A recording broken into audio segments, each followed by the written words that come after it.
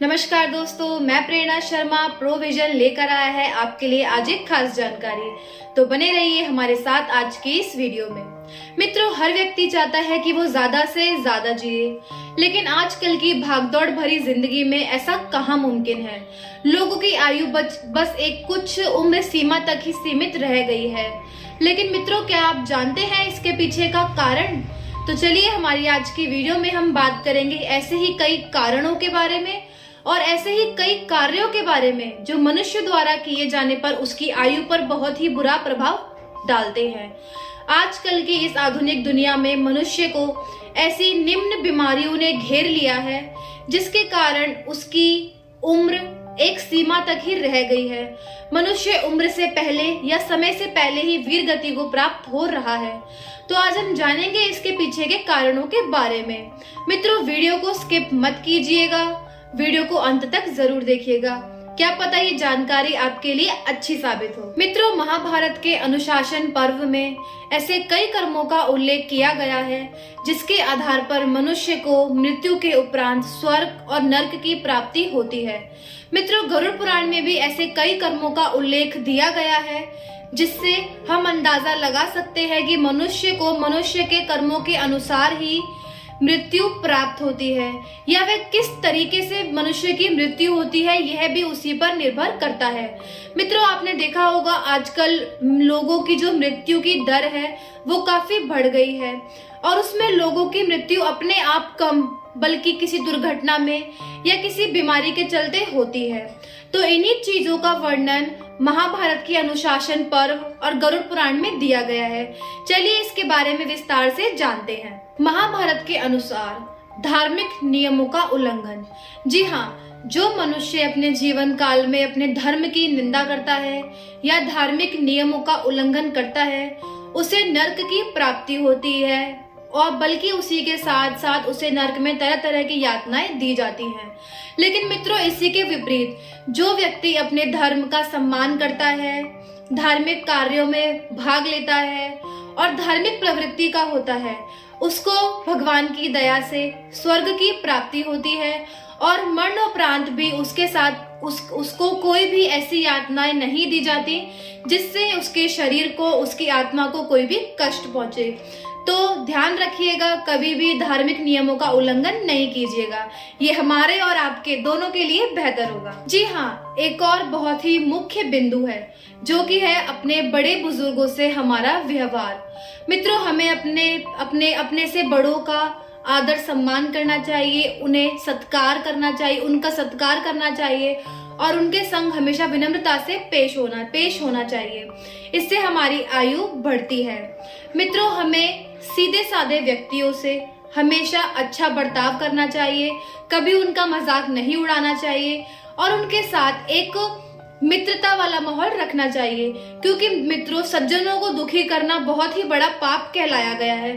सज्जन व्यक्ति बहुत ही भोले होते हैं, उनके साथ कभी भी दुर्व्यवहार नहीं करना चाहिए। मित्रों, आपका व्यवहार ही है जो आपको या तो किसी के बड़ा ही करीब ले जाता है, यानी कि आसान शब्दों में कहें तो व्यवहार ही है जो हमें किसी का या तो मित्र या किसी का शत्रु बनाता है। तो हमें अपने व्यवहार पर बड़ा ही कंट्रोल, जिसे कहते हैं संयम रखना चाहिए अपने व्यवहार पर। जब हम किसी से बात करते हैं तो हमें यह सोचकर बोलना चाहिए कि सामने वाले को हमारी बातें कैसी लग रही हैं। मित्रों, हमारी मृत्यु को बड़ा ही प्रभावित करता है हमारा व्यवहार। यदि हम अपने सामने वाले व्यक्ति से अच्छे से व्यवहार करेंगे तो यह बात हमारे लिए ही अच्छी साबित होगी। तो मित्रों, अपना व्यवहार हमेशा अच्छा रखिए, सबसे प्यार से बात कीजिए, क्योंकि एक बोली ही है जो मनुष्य को मनुष्य से जोड़ती है।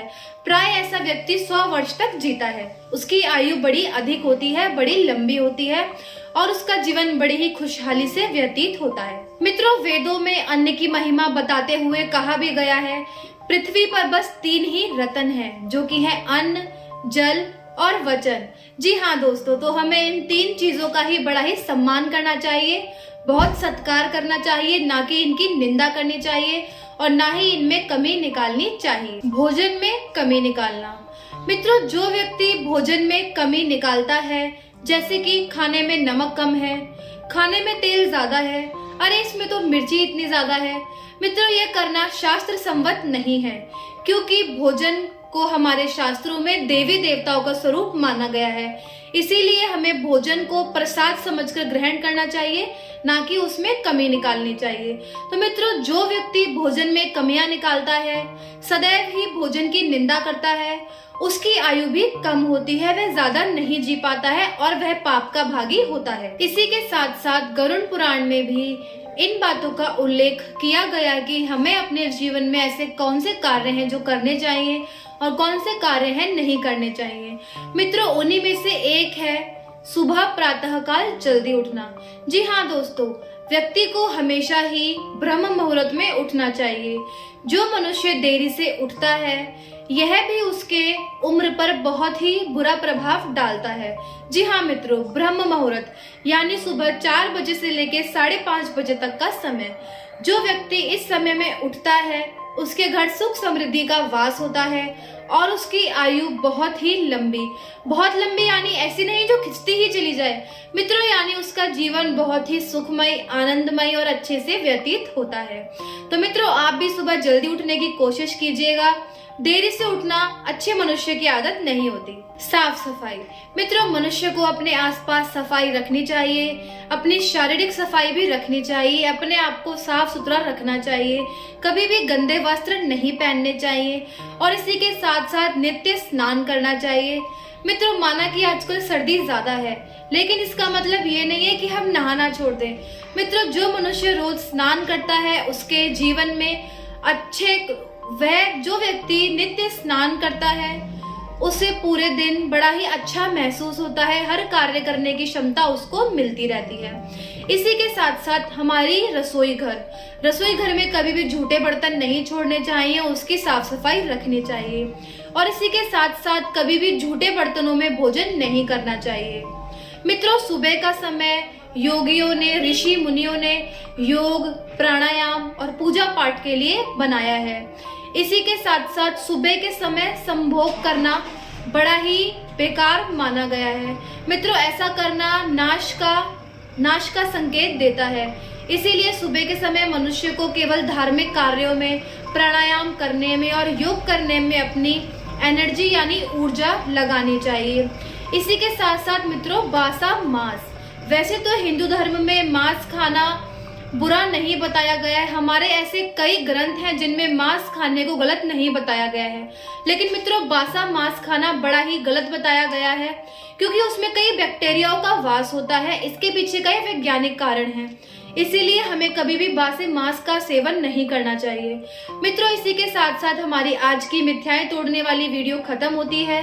वीडियो में आपने क्या सीखा, क्या समझा, या आप हमें कोई राय देना चाहते हो तो कमेंट बॉक्स में कमेंट करके जरूर बताइएगा। वीडियो कैसी लगी वो भी हमें जरूर बताइएगा। इसी के साथ साथ हमारे साथ जुड़े रहने के लिए हमारे प्रोविजन चैनल को जरूर सब्सक्राइब कीजिए। वीडियो को लाइक करना ना भूलें, कमेंट करना ना भूलें।